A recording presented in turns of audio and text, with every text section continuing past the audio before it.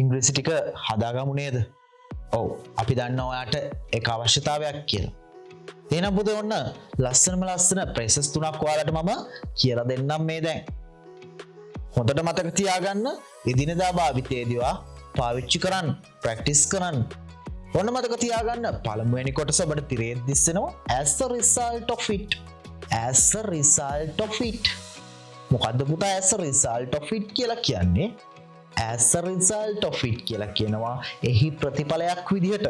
මොකද දරුවනේ as a result of it එහි ප්‍රතිඵලයක් විදිහට as a result of it එහි ප්‍රතිඵලයක් විදිහට sooner or later ඔන්න දෙවෙනි කොටස දෙවෙනි ප්‍රේස් එක sooner or later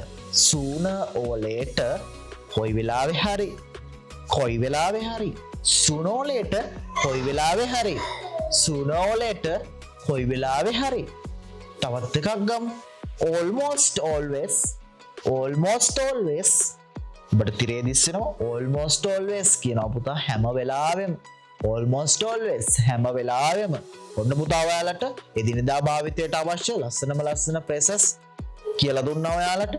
එහෙනම් අපේ ඔන්ලයින් පාඨමාලාව තියෙනවා. ඔන්ලයින් පාඨමාලාවට සම්බන්ධ වෙන්න පහත තියෙන WhatsApp බටන් එක ක්ලික් කරලා අපේ නොමිලේ දේශනෙට සම්බන්ධ වෙන්න. එහෙනම් අපේ නොමිලේ දේශනෙදී හමු වෙමු.